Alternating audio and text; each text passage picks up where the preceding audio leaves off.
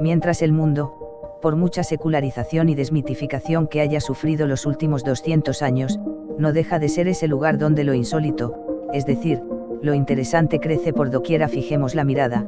En las aulas siguen insistiendo en enseñarnos tanta cáscara vacía en medio de ese tedio infinito que nuestros escolares también conocen. Allá ellos. Nuestra pasión es otra, como decíamos, el mundo. El mundo es muy grande, lo sabemos. Son los acontecimientos y las cosas. Los hechos y la historia. Todo eso va de suyo en un objeto lunático, marciano y saturniano, el manuscrito Voynich. ¿Por qué otra realidad es posible? Y es de locos. La primera referencia que poseemos, respecto a la cual podemos mostrarnos crédulos, es una carta de 1639. El remitente es un alquimista, señor Georgius Bartzius, el destinatario un sapiencial jesuita, Athanasius Kircher. La carta viaja desde Praga, por entonces ciudad onírica, sobrenatural, mágica e inquietante, hasta Roma, concupiscible y carnal no menos que eterna y sagrada. Por lo tanto, podría pintar mejor el prólogo de la condenada historia. ¿Cuál era el motivo de la epístola?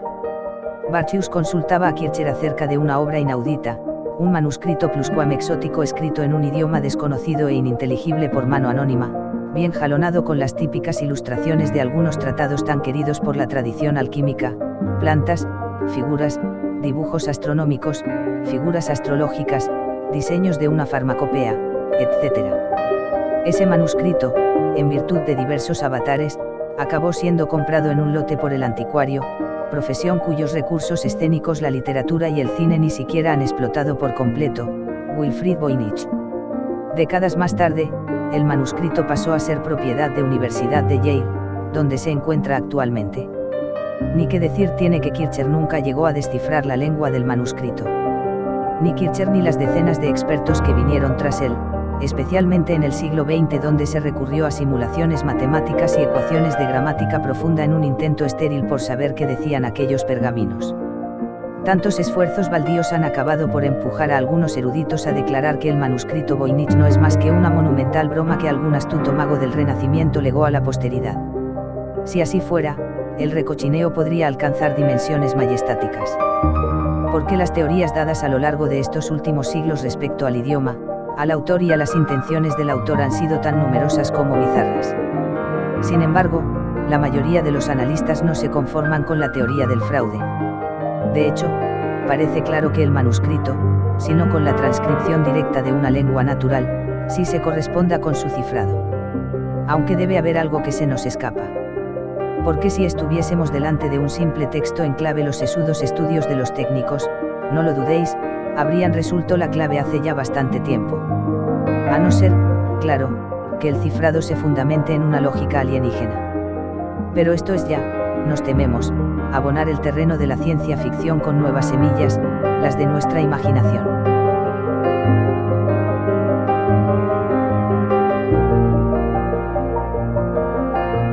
Para unos, es un manual médico medieval dirigido a mujeres adineradas y escrito en latín abreviado.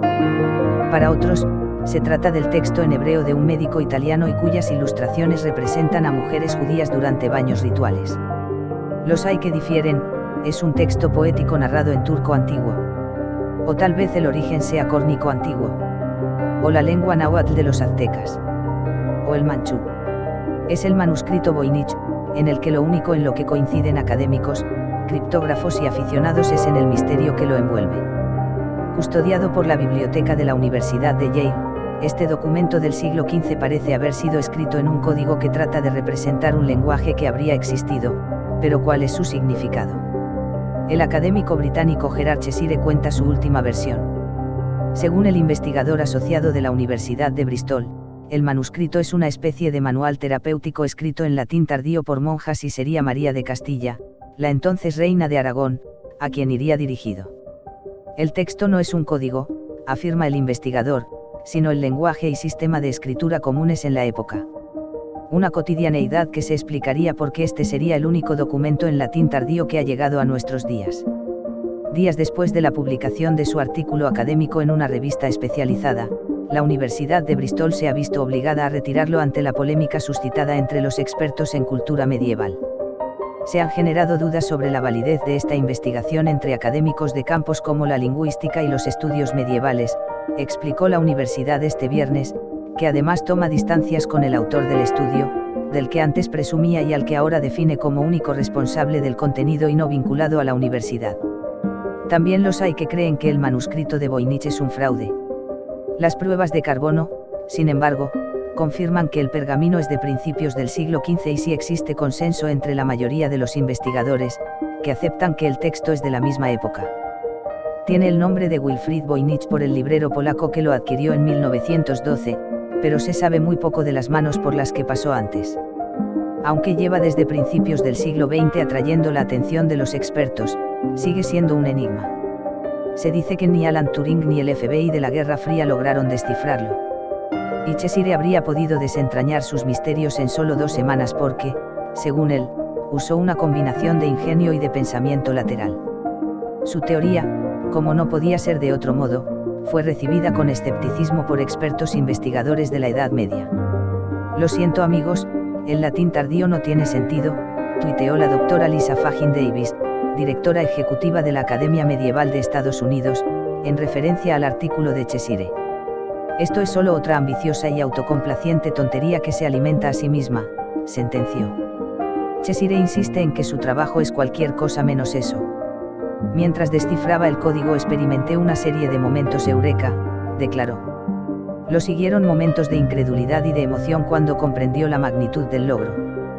Tanto por su importancia lingüística como por las revelaciones sobre el origen y contenido del manuscrito, consideró. Identificar a María de Castilla costó mucho trabajo, describió a The Guardian en un correo electrónico. Pero ya había resuelto el manuscrito, así que me puse a razonar y a aplicar pensamiento lateral, escribió.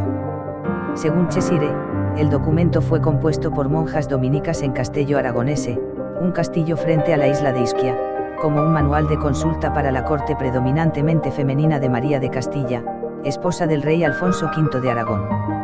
La sobrina nieta de María, señala Cheshire en su artículo, fue la primera esposa de Enrique VIII, Catalina de Aragón.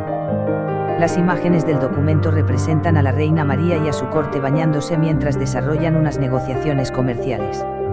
Las anotaciones sobre el texto y en letra cursiva podrían haber sido añadidas por ella misma, razona el investigador. Los escépticos subrayan los muchos otros momentos eureka, de azar, que tuvo el manuscrito.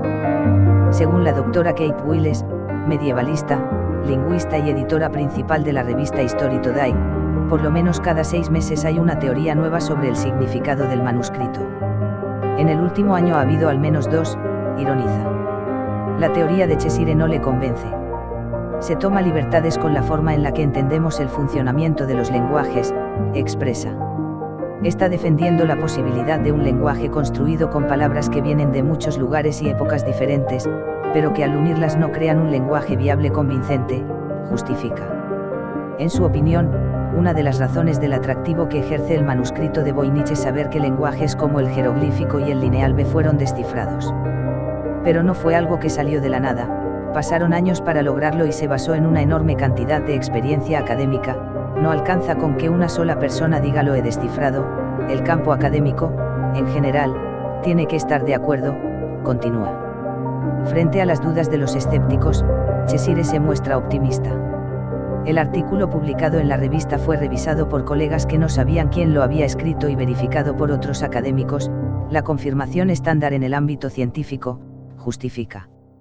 No hay ninguna necesidad de convencer a nadie, cuando llegue el momento, la solución será usada por los historiadores y lingüistas que estudien el manuscrito, confía. Además, no se puede decir que haga falta una interpretación porque el alfabeto, el sistema de escritura y el lenguaje han sido explicados íntegramente para que otros traduzcan cualquier palabra, frase u oración de forma sistemática, cuenta.